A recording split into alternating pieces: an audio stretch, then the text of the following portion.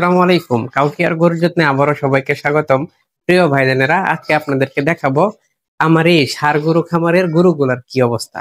অনেকদিন যাবত গরুর অবস্থা নিয়ে ভিডিও দেই না, তাই আজকে আপনাদেরকে সরাসরি দেখাবো। আপনারা দেখবেন গরুগুলা এখন কোন অবস্থায়, কোন পজিশনে আছে। এই যে দেখতে পাচ্ছেন দুইটা গরু, এই ষাঁড় গরুর খামারে দুইটা গরু। এই দুইটা গরুই আমার কিনা। এই দুইটা গরু কয়েকদিন পূর্বে কিনেছি।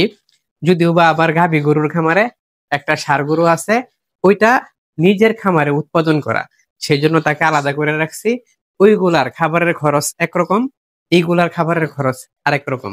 এর পূর্বে এই খামারে যে ষাঁড় গরুগুলা ছিল, তাদের জন্য দানাদার খাবারের খরচটা একটু বেশি করতাম, লাভটাও একটু বেশি হইতো। এখন এই মুহূর্তে কিভাবে গরু পালন করতেছি, এই বিষয়টা আপনাদের কাছে শেয়ার করব।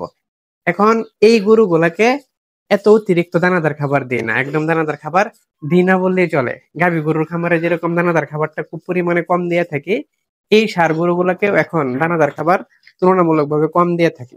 শুধুমাত্র শুকনা খড় পানিতে ভিজিয়ে এভাবে দিয়ে থাকি। এই যে দেখতে পাচ্ছেন ভিজা ভিজা খড়।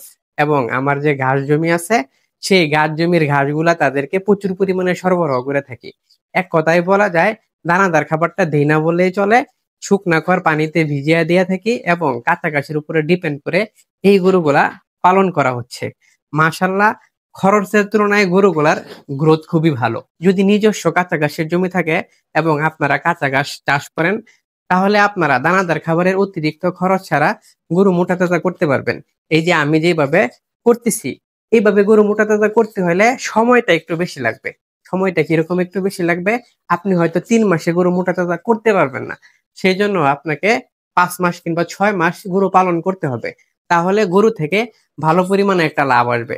যখন গরুতে আপনি অতিরিক্ত দানাদার খাবারের খরচটা করবেন না, সেই ক্ষেত্রে সময়টা পরিমাণে একটু বেশি লাগবে, কিন্তু লাভটা নিশ্চিত ভালো পরিমাণেই হবে। প্রিয় ভাই বোনেরা, যিনারা কাউকে আর গরুর যত্নের ভিডিও নিয়মিত দেখেন, আপনাদের অনিবের ভিডিও নিয়মিত দেখেন, 2 মাস পূর্বে এই গরুগুলার ভিডিও দিয়েছিলাম।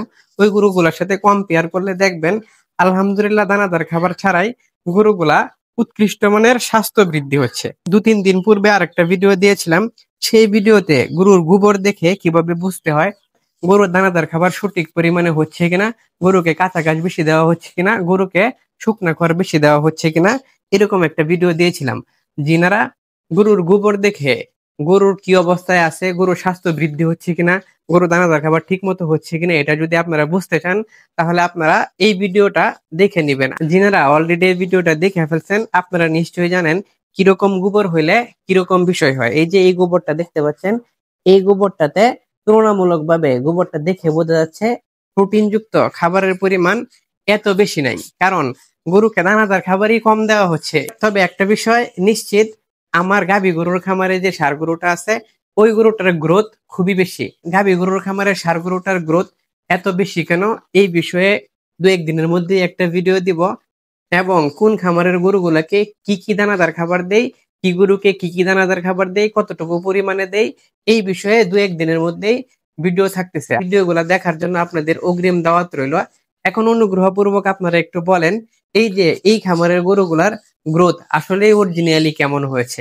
আমি প্রতিদিনই দেখি, প্রতিদিনই দেখা ওইভাবে আইডিয়া করা যায় না।